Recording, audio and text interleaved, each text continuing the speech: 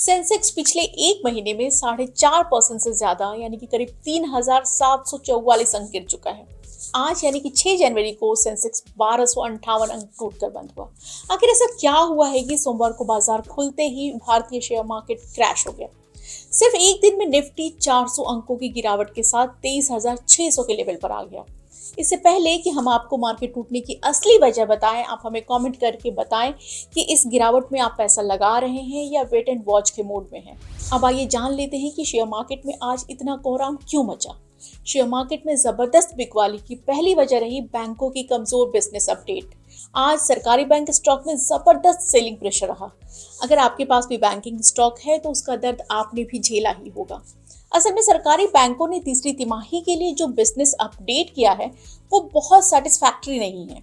अभी तक उम्मीद की जा रही थी कि तीसरी तिमाही में सरकारी बैंकों का परफॉर्मेंस बेहतर होगा, लेकिन बिजनेस अपडेट ने उस उम्मीद को धो दिया। बैंकों के बिजनेस अपडेट में डिपॉजिट में कमी का डर साफ नजर आ रहा है, जिसके बाद निवेशकों ने सरकारी बैंकों से निकलना ही बेहतर समझा। दूसरी वजह रही जिसका डर मार्केट निवेशकों के साथ साथ आम लोगों को भी सता रहा है। चीन से निकले वायरस HMPV के 4 मामले आज भारत में मिले, वो भी सिर्फ एक दिनों में। शेयर बाजार के सामने पहले से ही मौजूदा तमाम मुश्किलों के बीच इस नए वायरस की खबर ने निवेशकों को बहुत परेशान किया। कर्नाटक में 2 केस, एक गुजरात में और एक कोलकाता में, यानी अब तक इस वायरस के 4 केस मिल चुके हैं।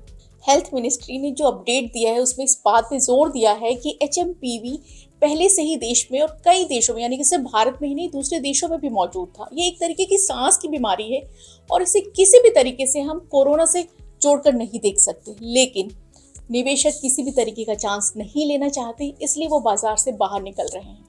शेयर बाजार का मूड ऑफ करने वाला तीसरा कारण तीसरी तिमाही के नतीजे बन रहे हैं।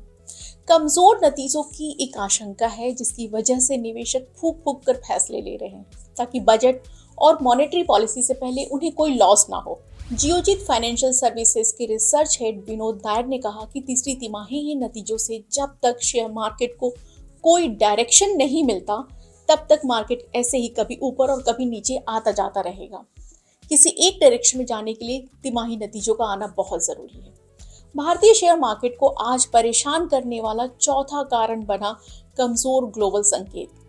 6 जनवरी को एशियाई बाजार जहां 1.4% तक टूट गए, वहीं अमेरिकी डॉलर में मजबूती, ऊंचे बॉन्ड यील्ड और क्रूड ऑयल की कीमतों में उछाल से भी ग्लोबल बाजार पे प्रेशर बना रहा, जिससे इंडियन मार्केट भी बच नहीं पाया। क्रूड ऑयल के दाम इस समय अक्टूबर 2024 के बाद अपने सबसे हाई लेवल पे हैं, जिससे भी ग्लोबल मार्केट अपसेट है। जियोजीत फाइनेंशियल सर्विसेज के chief investment strategist doctor VK Vijay Kumar ने बताया कि डॉलर इंडेक्स इस समय 109 पर है और 10 साल के अमेरिकी बॉन्ड पर यील्ड करीब 4.62% है। इसकी वजह से विदेशी निवेशक भारत से बिकवाली कर रहे हैं। जब तक ये सेटल नहीं होता तब तक बिकवाली जारी रहेगी, यानी कि भारतीय बाजार पे प्रेशर बना ही रहेगा। इसके साथ ही विदेशी निवेशक भारतीय बाजार पर एकदम रहम करने के मूड में नहीं है।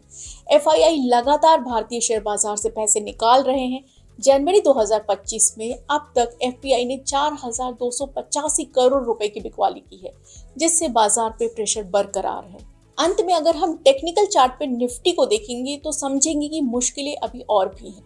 निफ्टी 50 आज अपने 200 दिनों की EMA के नीचे यानी कि 23,616 पे बंद हुआ और अभी ये अपने सभी मूविंग एवरेज से नीचे है। ऐसे में जब निफ्टी 23,700 का अपना अहम लेवल तोड़ चुका है, इसका नया सपोर्ट लेवल 23,450 से लेके 23,500 के बीच में है। मार्केट का जैसा मूड है उसमें भी और गिरावट आ सकती है। डर है कि निफ्टी गिरकर 23,263 के लेवल तक आ सकता है, जो नवंबर का निचला लेवल है। वहीं दूसरी तरफ अगर निफ्टी वापसी करता है तो 23,700 उसके लिए बहुत बड़ा रेजिस्टेंस लेवल होगा। शेयर बाजार से जुड़ी तमाम खबरों को जानने के लिए आप मनी कंट्रोल हिंदी के साथ जुड़े। इसके लिए हमारे YouTube चैनल को सब्सक्राइब करें, हमारे Facebook पेज को लाइक करें और हमारे WhatsApp चैनल से भी कनेक्ट करें, जिसका लिंक नीचे कमेंट बॉक्स में दिया है।